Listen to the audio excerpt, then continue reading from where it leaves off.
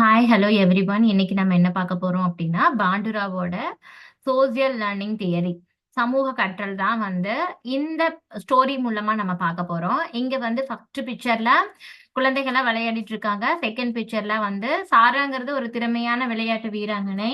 அவளை பார்த்து டிம்மிங்கிறவன் வந்து என்ன பண்றான் அப்படின்னா அவனோட விளையாட்டு திறமைகளை பார்த்து ரொம்ப ஆச்சரியம் அடையறான். நெக்ஸ்ட் என்ன அப்படின்னா அவன் வந்து அந்த சாராவை பார்த்து அப்சர்வ் பண்றான்.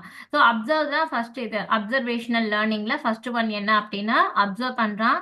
செகண்ட் என்ன சொல்றான் அப்படின்னா அப்சர்வேஷன் பண்ணிட்டு அதை வந்து தன்னோட விளையாட்டுல அதை வந்து யூஸ் பண்ணிட்டு இருக்கான். அப்ப வந்து என்ன பண்றான் அப்படின்னா சாரா வந்து என்கரேஜ் பண்றான் டிம்மிய.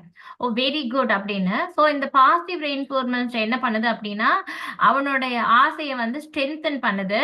ஸ்ட்ரென்த் பண்றது மட்டும் இல்லாம அவனுடைய செல்ஃப் எஃபிகாசி, அவனால முடியும் அப்படிங்கிற நம்பிக்கைய அவனுக்கு மேலும் ஊக்குவிக்குது. ஸோ இந்த செல்ஃப் எஃபிகாசி அப்படிங்கிறது இம்ப்ரூவ் ஆகுது.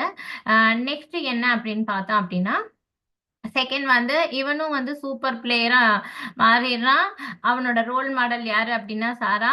Timmy also becomes a role model. இவனும் வந்து ரோல் மாடலா மாறிடுறான். அவனோட இதுக்கு அவனே மாறிடுறான். ஸோ இதுதான் வந்து அப்சர்வேஷனல் திங்கிங்.